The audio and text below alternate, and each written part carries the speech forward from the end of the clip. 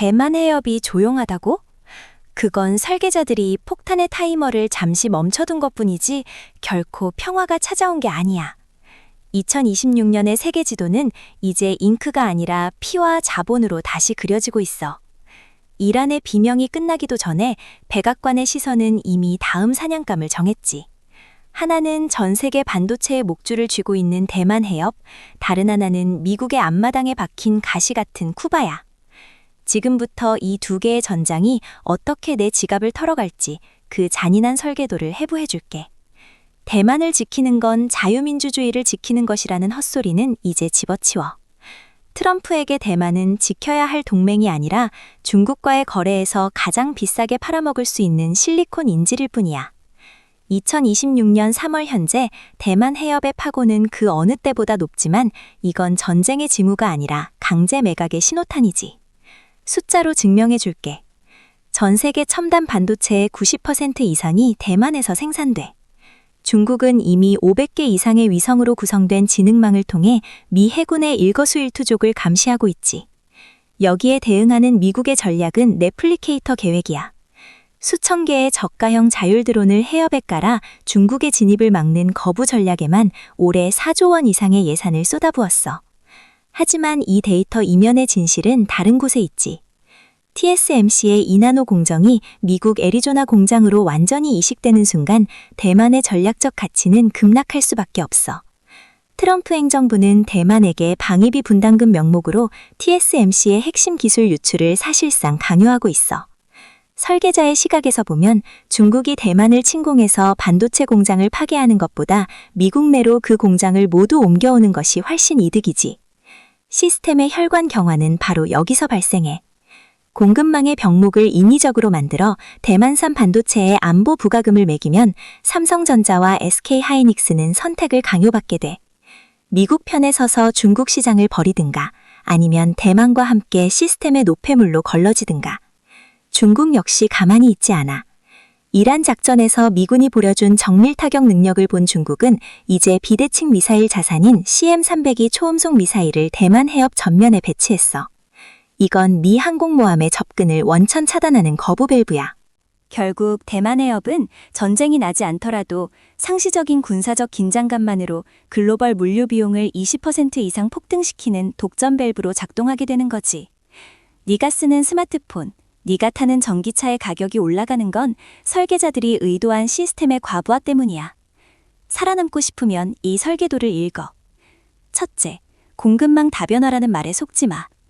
이제는 미국 내 생산이 아니면 모든 자산은 관세라는 단두대에 오르게 돼 있어. 미국 현재 공장 비중이 높은 기업에 내 자본을 묻어. 둘째, 대만 리스크가 커질수록 반사이익을 얻을 수 있는 대체제를 찾아야 해. 하지만 그 대체제가 미국의 통제권 밖에 있다면 그건 역시 위험한 도박이지. 셋째, 지정학적 긴장을 이용해 돈을 버는 방산, 지능형 하드웨어 섹터를 주목해. 전쟁은 나지 않아도 무기는 계속 팔려야 시스템이 유지되니까. 쿠바의 자유를 외치는 백악관의 연설을 믿는 바보는 없겠지.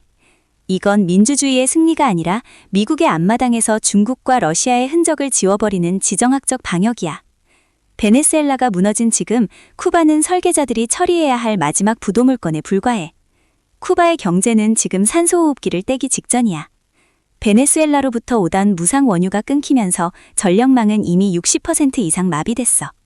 트럼프 행정부는 여기에 트럼프 코룰러리, 즉 돌로주의를 발동했지. 서반구에서 미국의 이익을 침해하는 어떤 세력도 용납하지 않겠다는 선언이야. 쿠바의 외채는 이미 400억 달러를 넘어섰고 미국은 이를 기반으로 쿠바 정권의 항복을 받아내기 위한 경제적 질식 작전 혹은 차단 작전을 수행 중이야. 진짜 설계도는 지금부터야. 쿠바는 단순한 섬이 아니라 미국 플로리다에서 불과 90마일 떨어진 전략적 요충지야. 중국이 쿠바의 도청기지와 군사시설을 지으려 했던 건 미국의 뒤통수에 칼을 겨누는 것과 같았지. 트럼프는 이 공급망의 병목을 제거하기 위해 군사적 옵션까지 테이블에 올려뒀어. 하지만 총알 한 발 쏘지 않고도 쿠바를 접수할 수 있는 방법이 있지. 바로 에너지 지배력이야. 미국의 셰일오일과 가스를 쿠바에 공급하는 조건으로 정권 교체를 압박하는 거지. 이건 혈관에 새로운 피를 주입하면서 기존의 지휘체계를 마비시키는 공학적 타격이야. 이 과정에서 발생하는 쿠바의 혼란은 미국 내부 정치적으로는 강한 미국의 이미지를 심어주고 경제적으로는 카리브해 전체의 물류 주도권을 완벽하게 장악하는 결과를 가져와 중국과 러시아가 쿠바를 통해 남미로 뻗어나가려던 기술적 닻은 이제 완전히 뽑혀나갈 준비를 마쳤어. 시스템의 변화를 수익으로 연결해봐. 첫째, 재건 사업의 냄새를 맡아. 쿠바 정권의 변화는 곧 낡은 인프라의 전면 교체를 의미해. 미국의 승인을 받은 인프라 건설사, 특히 에너지 그리드를 다시 깔 수 있는 기업들이 노다지를 캘 거야. 둘째, 카리브해의 물류 거점이 이동하는 경로를 봐. 쿠바의 개방은 플로리다와 주변 항만들의 가치를 폭등시킬 거야. 셋째, 원자재 가격의 변동성에 베팅해. 남미와 카리브해의 지정학적 질서가 재편되는 동안 구리와 리튬 같은 핵심 광물의 공급망도 미국의 통제 아래 들어오게 돼. 설계자들의 의도를 읽었다면 너희는 이제 어디에 내 자본을 던져야 할지 알겠지? 멍청하게 뉴스를 보며 걱정만 하지 말고 이 거대한 파도 위에 올라탈 준비나 해. 결과는 언제나 네 행동이 증명할 테니까. 2026년의 대전화는 더 이상 먼 미래의 이야기가 아니야. 네가 오늘 마신 커피 가격, 네가 투자한 주식의 그래프가 전부 이 거대한 설계도 안에서 움직이고 있어. 대만 해협의 파고와 쿠바의 정권 교체는 시스템에 불필요한 노폐물을 걸러내고 미국의 절대적 우위를 재확인하는 정교한 공학적 과정이야. 공급망의 병목을 기계로 바꾸는 자만이 이 약육강식의 전쟁터에서 퀀텀 점프를 이뤄낼 수 있어. 설계자의 시각을 갖지 못한 자들은 결국 시스템의 부품으로 소모되다 폐기되겠지. 나는 차갑고 날카로운 분석으로 진실을 던졌어. 이제 그 진실을 쥐고 살아남을지 아니면 상식이라는 함정에 빠져 죽을지는 네 선택에 달렸어. 퀀텀 점프의 문은 열려 있지만 그 문을 통과할 수 있는 건 오직 준비된 자들 뿐이야. 다음 분석이 나올 때까지 네 계좌가 살아있길 바랄게. 안녕?